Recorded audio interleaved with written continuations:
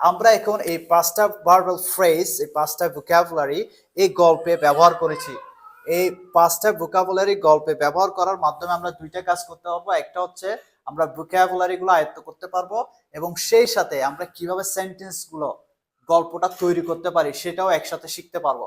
So let's get started. প্রথম বাক্যটি আমরা পড়ি, আমি এখন থেকে সবকিছু আগেই পরিকল্পনা করতে চাই। এখন থেকে, ওকে, এখন থেকে that means from now on, from now on, এটা একটা ফ্রেজ। from now on, এখন থেকে আমি, আমি দ্যাট মিনস আই।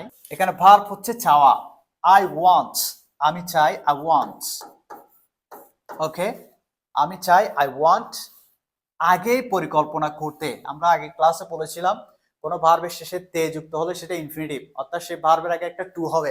তাহলে আগে থেকে পরিকল্পনা করা মানে কি?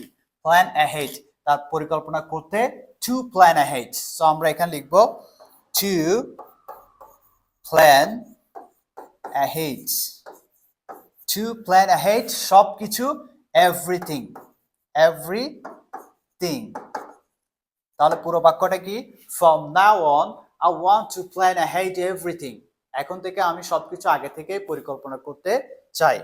তারপরে বাক্যটি দেখো, একটা পরিষ্কার লক্ষ্য ঠিক করেছি। তাহলে আমি মানে আই, যেহেতু পারফেক্টের বাক্য, যে কাজটা তুমি শেষ করেছো সেটা পারফেক্টের হলে হ্যাভ এজ ইউজ করতে হবে।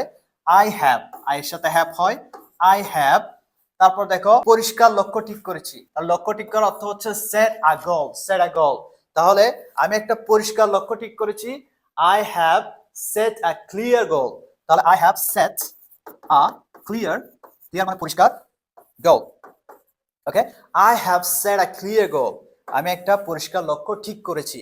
তারপরে বাক্যটি দেখো, সেই লক্ষ্যেই লেগে থাকবো, এটা ফিউচার, থাকবো ব উচ্চারণ হচ্ছে, সেই লক্ষ্যে লেগে থাকবো। তাহলে আই উইল, তাহলে লেগে থাকা মানে কি? Stick to, I will stick